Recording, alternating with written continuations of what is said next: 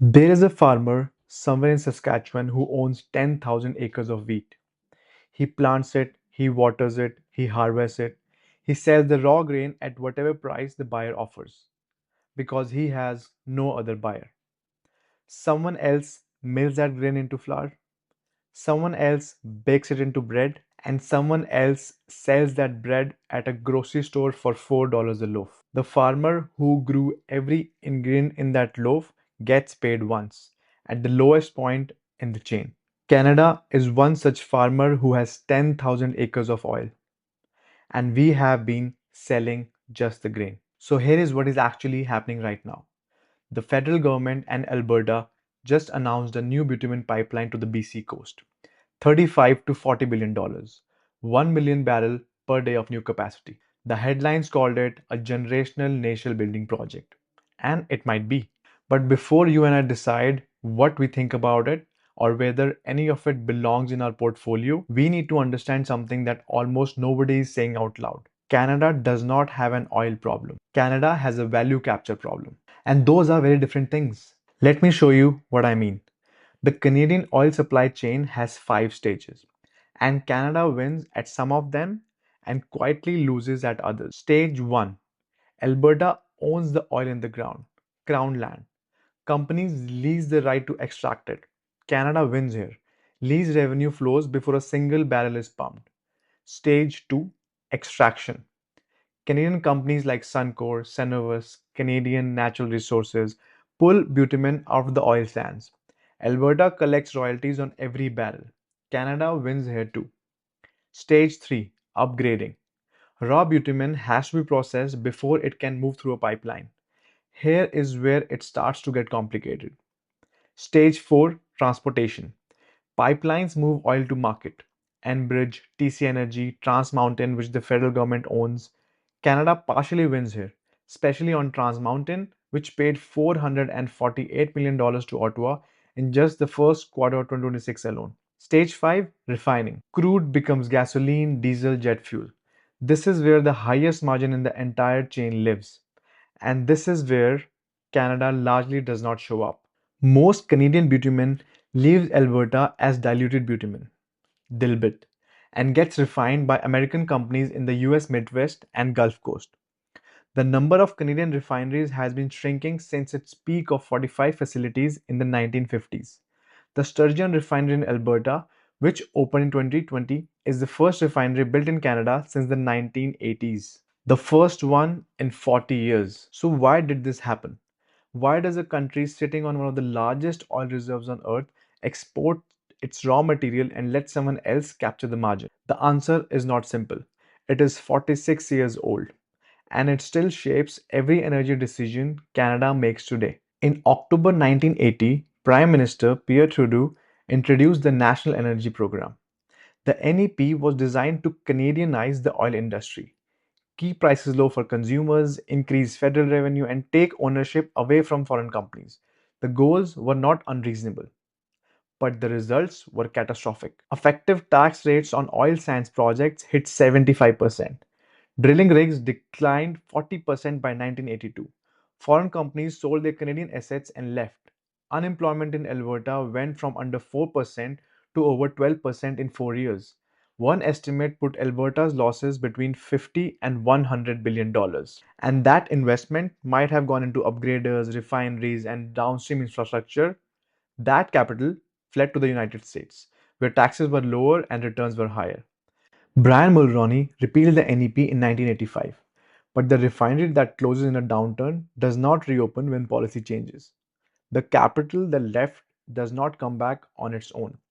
The 45 refineries became 18, and Canadian oil became permanently oriented toward one customer, the United States, because that is where the pipeline network was already built, and that is where the refinery capacity had moved.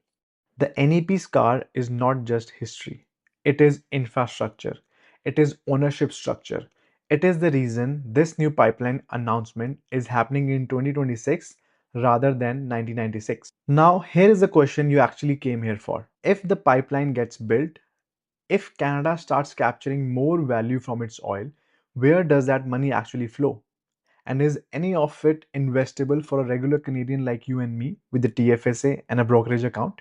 The honest answer requires separating three very different categories of investment because they behave completely differently when oil prices move or pipeline capacity expands. Category 1: pipeline companies. These are toll road operators, Enbridge, TC Energy, Pembina Pipeline. When oil moves through their pipes, they collect a fee. It does not matter whether oil is at $60 a barrel or 90. What matters is volume. How many barrels are moving? A new pipeline that adds export capacity is structurally good for this category. Enbridge just raised its dividend for the 31st consecutive year. These are income oriented investments, not growth rockets, but consistent cash generators with regulated returns. Category 2: producers. Suncor, Canadian Natural Resources, Cenovus. These companies extract the oil. When oil prices rise and pipeline discounts narrow, which is exactly what the new export capacity is designed to do, producers capture more revenue per barrel. The Trans Mountain expansion already proved this. Canadian oil revenues rose by $13 billion in 2025 simply from narrowing the price gap between Canadian crude and world benchmarks. But here is a complication you need to sit with. Suncor is 70% institutionally owned. Cenovus' single largest shareholder at 17% is CK Hutchison Holdings, a Hong Kong conglomerate. One Calgary Energy CEO told CBC that roughly 66% of his company's institutional investors are American. Another said US ownership of his company went from 20% before COVID to 40% today. These are Canadian companies in the legal sense, but they pay Canadian royalties and Canadian corporate taxes. But when the profit is distributed as dividends and buybacks, a significant portion flows to American index funds, Hong Kong holding companies, and Boston asset managers. You collect the royalty, they collect the dividend. But this is not a reason to avoid these stocks. It is a reason to be clear eyed about what investing in Canadian energy actually means. Category 3: royalty and crown exposure. This is the category most of us Canadians forget exists. Alberta's royalty revenue flows into provincial general revenue. You cannot buy a share of it, but you benefit from it through public services and the Heritage Fund. Trans Mountain is a federally owned crown corporation. It paid the government of Canada $2.2 billion since May 2024. If the new West Coast pipeline is structured the same way, federal and Alberta as equal partners, then ordinary Canadians own a piece of it, not through our brokerages, but through our citizenship and permanent residence. So now back to that farmer in Saskatchewan. The question was never whether his wheat was valuable or not. It clearly was, is, and will be. The question was who captures the value of turning that wheat into something people actually eat. So Canada announced a $35 billion pipeline. That is not nothing. Every barrel that finds a new buyer at world price rather than a discounted American price is a royalty dollar that stays in our system. Every dividend Trans Mountain pays to Ottawa is a dollar that was not paid to Blackstone. But the refinery gap is still there. The ownership structure is still there. The 40-year-old scar from a 5-year policy is still shaping what Canada can and cannot build. But the pipeline is not the end of the story. It is Canada finally deciding it wants to sell to more than one buyer. Whether that is enough, that is the question worth sitting with.